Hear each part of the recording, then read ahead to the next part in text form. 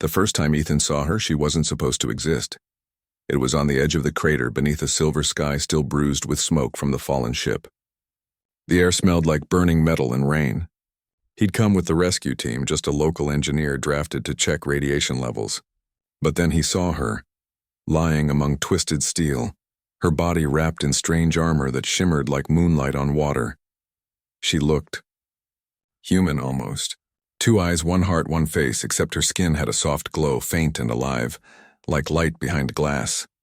Her breathing was shallow but steady, and when her eyes opened, deep violet swirling like nebulae, Ethan forgot how to move. She whispered something in a voice that was music and wind at once. He didn't understand her words, but he understood the feeling, fear and trust at the same time. The others wanted to call the military. Protocol, they said. A crashed alien ship wasn't something to handle quietly. But Ethan didn't listen. When he saw her trying to rise, trembling and lost, something in him shifted. She looked at him, not at the soldiers, not at the flashing lights, just him, and he stepped forward. "It's okay," he said softly. "You're safe." Later, when the world went dark that night, he found her again, hidden in the old observatory near the woods.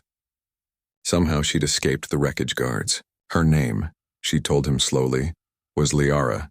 She spoke through a translation device that crackled with static. Her ship had been hit while traveling through a human defense zone. She was a diplomat, she said, part of a mission meant to make peace. She didn't know why they were attacked. She didn't want war, Ethan believed her. Maybe it was the way she looked at the stars, or the way her hands trembled when she touched the sky maps on his computer. She wasn't a monster. She was someone lost far from home. For days he brought her food, helped her heal. They talked about simple things, what rain felt like, what chocolate tasted like, what home meant. And every time she smiled, Ethan felt something warm grow in his chest. But outside the observatory, the world was changing. Governments were hunting for the alien fugitive. Soldiers patrolled the hills. Cameras watched the skies. One evening, Liara stood at the telescope, her violet eyes glowing faintly. "They will come soon," she said. "Not yours, mine, they will find me.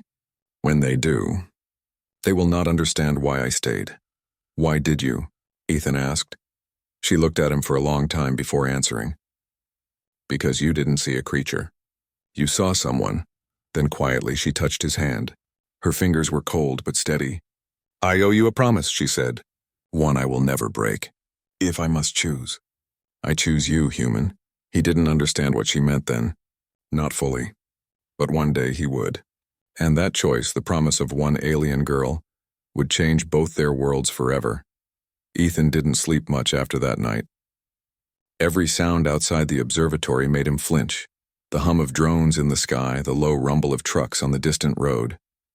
The world was searching for her now. The news called it the incident. Every channel spoke about an alien intruder, dangerous and unpredictable. But Liara wasn't dangerous. She was afraid.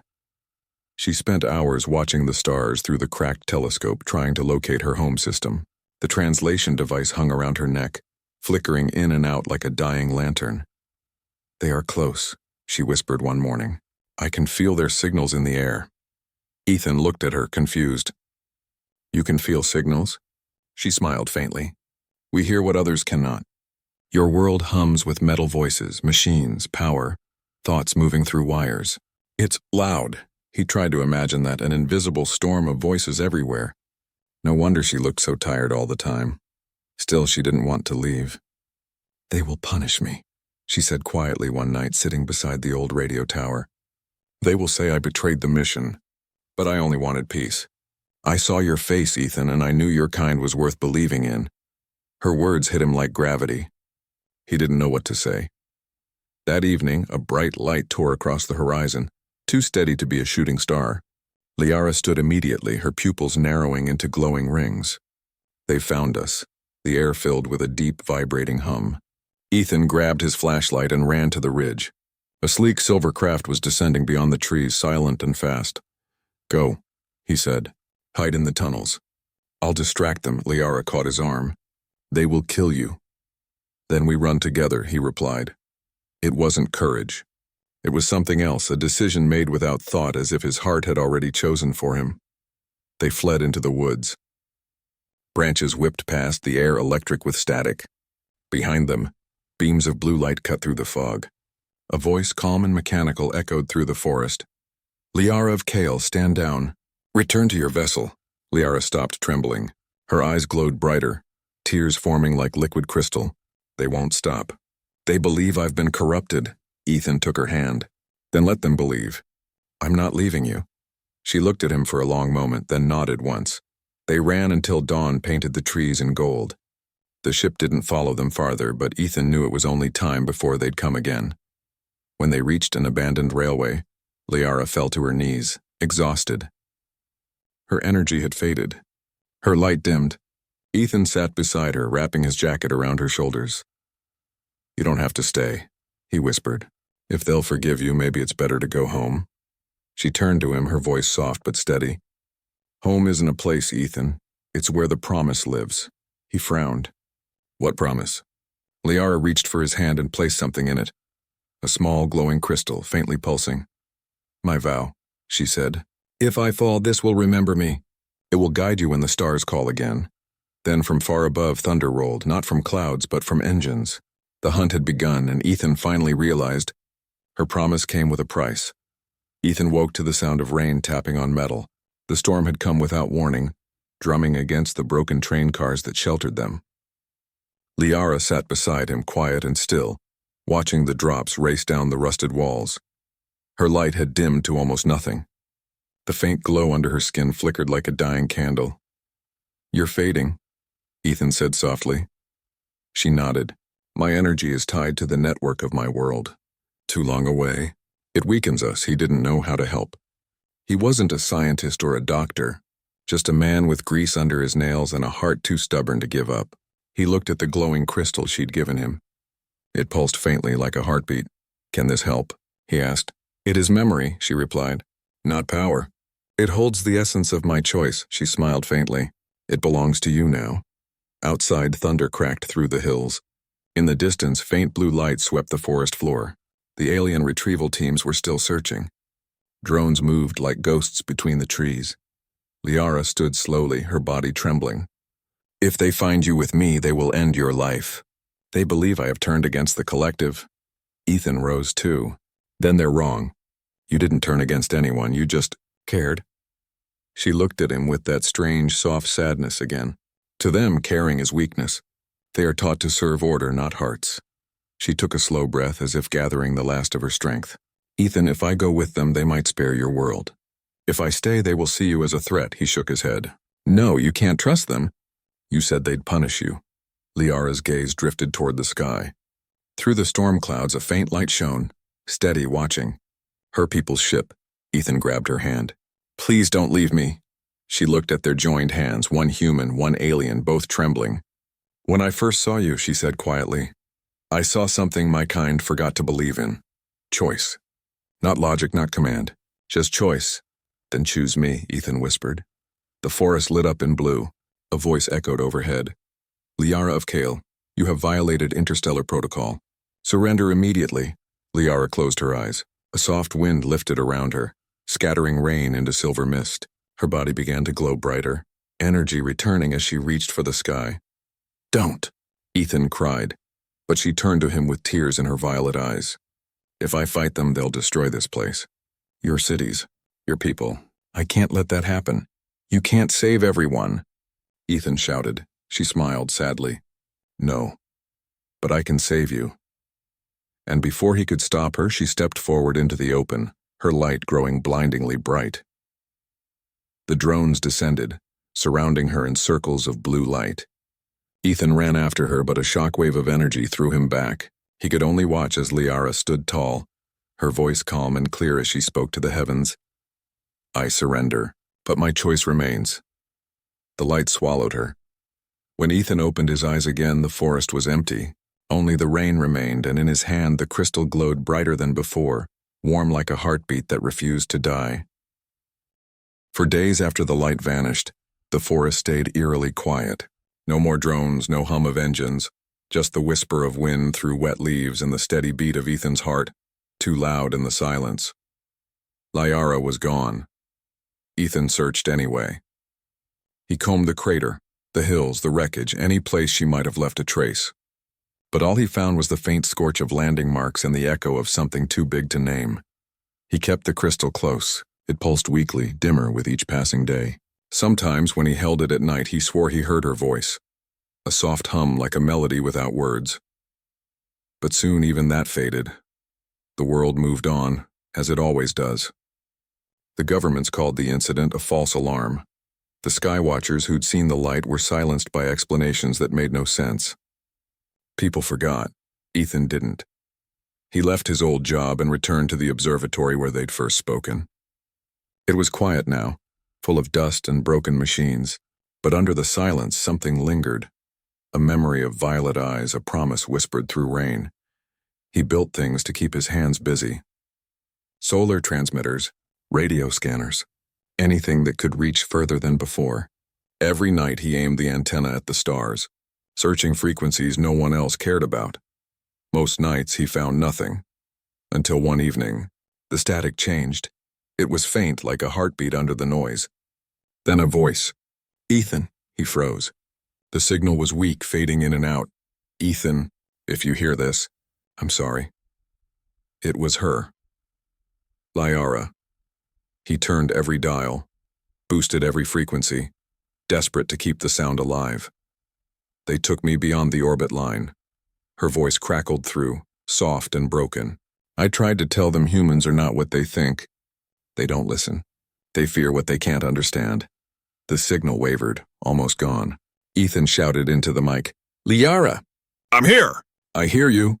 A faint laugh, a sound that made his heart ache. "You always listen," she whispered. "Remember my promise, Ethan. The crystal, it will guide you when I can't." The static roared. Then silence again. He sat there for hours, headset still pressed to his ears, hoping for another word. But none came. When he looked down, the crystal on the table was glowing brighter than ever. It pulsed with a steady rhythm. 3 beats, pause, 3 beats again. Morse code. Ethan blinked in disbelief. It wasn't just glowing, it was responding. He scrambled to his notebook, translating the rhythm. The message was simple, only 3 words. "I am here." His hands trembled. It wasn't a recording. It was real time. She was alive. From that night on, Ethan dedicated every moment to the crystal. He studied its patterns, its light, its pulse. It seemed to learn, reacting when he spoke, calming when he slept, almost like it understood emotion. Days turned into months. He no longer knew what the world outside was doing. All he knew was that somewhere beyond the stars, Liara was reaching for him, and he refused to let go.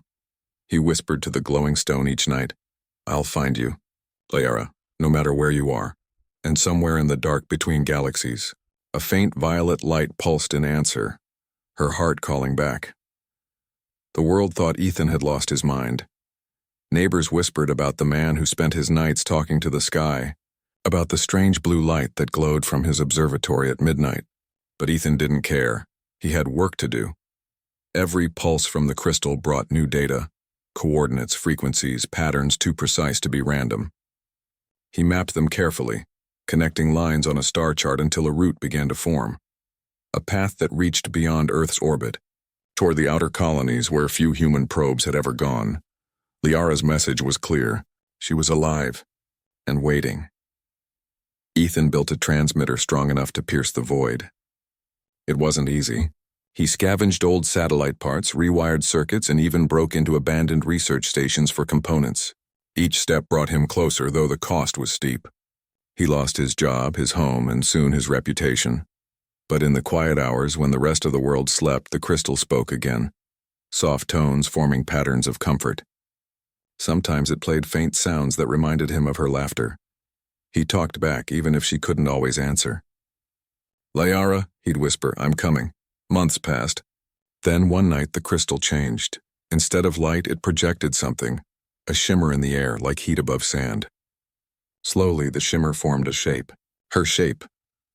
Liara appeared before him, faint and transparent, her eyes glowing softly.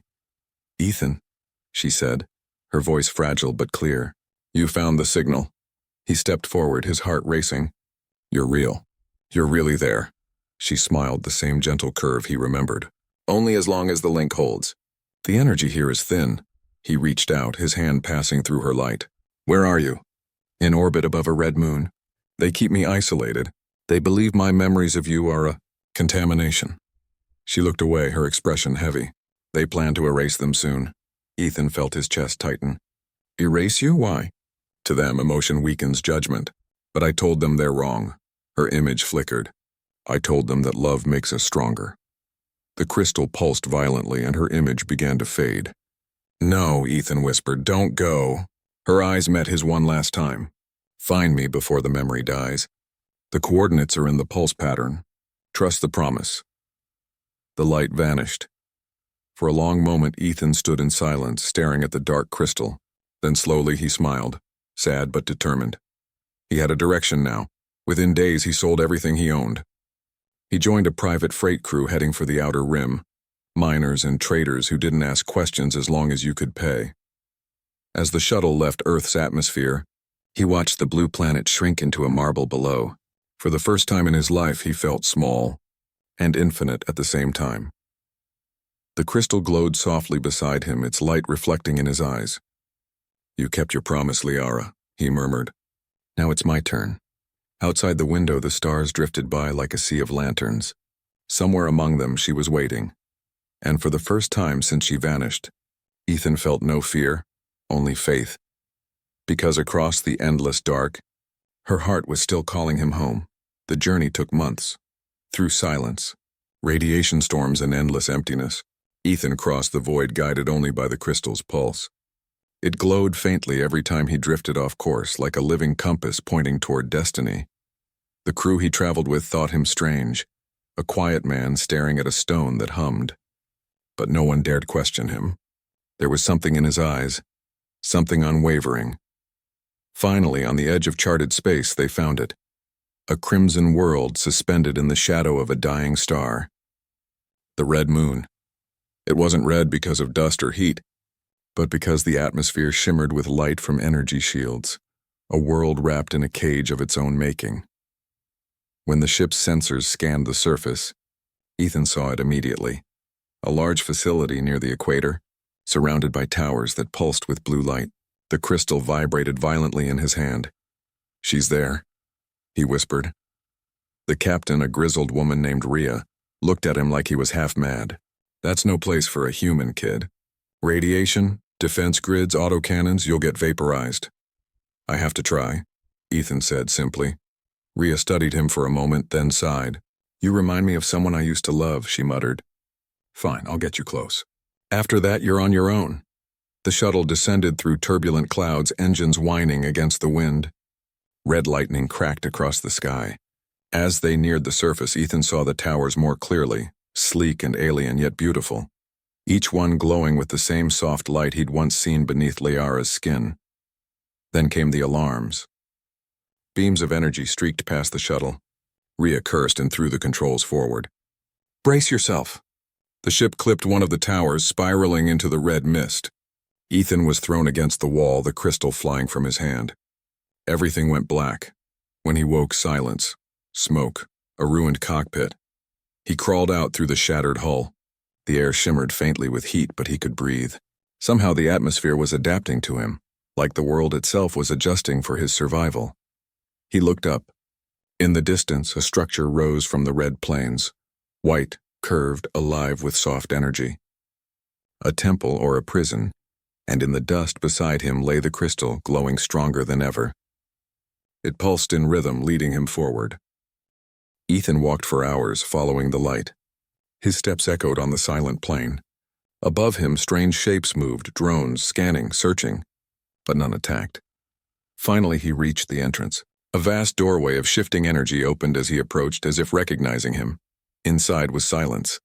Then, a voice, soft, familiar. "Ethan," his breath caught. She stood at the center of the chamber, surrounded by streams of light that flowed like water. Liara. She looked almost the same, but her glow was faint and cold, her expression calm and distant. "You came," she said. "I told you I would," he replied. Stepping closer, her eyes flickered with emotion. "You shouldn't be here, they know. They'll see you as proof that I've defied them again." I don't care what they see, Ethan said. I came for you. She trembled, taking a slow breath. Then listen carefully. If they find us together, they'll destroy this moon to erase the evidence. He looked around, realizing the walls were alive, reacting to their voices. What do? He asked. Liara reached out her hand. We make them see what humanity truly means. Their hands met. The chamber brightened. The light rose like dawn. Somewhere deep within the red moon, alarms began to sound. The red moon trembled. Light spilled from every wall, flowing like rivers of fire through the alien halls. Ethan held Liara's hand as energy surged beneath their feet. Alive, powerful, aware. What's happening? He shouted over the hum that filled the air. Liara's eyes glowed bright again, violet and endless. The collective has awakened. They're coming. 1,000 voices echoed from the walls, cold, mechanical, layered with harmony that chilled the blood. Liara of Kale, you have disobeyed. You have brought a human to the sanctum. Ethan felt pressure in his skull, like thoughts that weren't his own pushing into his mind. Liara stepped forward, shielding him. He is not a threat. He is proof that your fears are wrong. Emotion corrupts. Compassion weakens. You are diseased. Liara lifted her head, her voice steady despite the tremor in her hands. Then I will be your disease. The chamber pulsed with anger. Beams of blue light formed around them, preparing to strike. Ethan tightened his grip on the crystal. It vibrated wildly, reacting to the growing energy. Liara, what can I do? He yelled. Trust the promise, she whispered. It knows. He raised the crystal high, and suddenly it blazed, white, pure, brilliant. The walls hesitated as though confused. The light wasn't alien anymore. It felt human, warm, imperfect, full of life. Memories flooded the chamber. Ethan giving Liara chocolate for the first time. Her laughter echoing through the observatory. The night she touched rain and called it liquid stars. The energy translated those moments into color and sound, showing the collective everything she'd seen in him. This is what you fear, Liara cried, her voice filled with both sorrow and strength. Not destruction, not war. You fear love, because it cannot be controlled. The collective's voices wavered, uncertain. Ethan felt tears burn his eyes.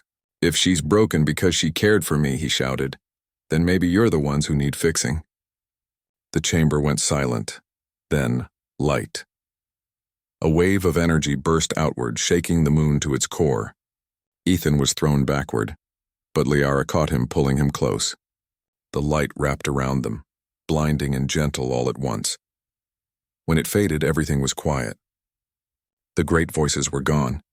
The hum of machinery had stopped. Liara looked at him, tears of light running down her cheeks. They're free, she whispered. The collective. They can feel again, he smiled weakly. You did it. No, she said softly, touching his face. We did. Her glow began to fade, her strength spent. Ethan's heart clenched. Stay with me, please. Liara smiled, that same small, beautiful smile that had started it all. I can't. My form was sustained by their network. Without it, I'll return to the stars. She placed her palm against his chest. But I will never leave you. The crystal lifted from his hand, floating between them, pulsing like a living heart. It split into two halves, one settling in her chest, the other in his. A final surge of light enveloped them. When Ethan opened his eyes, he was lying outside, beneath a violet dawn. The red moon was silent, calm, whole. Liara was gone, but the half-crystal still pulsed against his heart, warm and steady. He felt her presence, soft, protective, endless. He looked up at the stars and whispered, You kept your promise, and far beyond the edge of sight, a single violet spark shimmered in answer, gentle, eternal and alive. She had chosen him forever, and her promise, like love itself, could never be broken.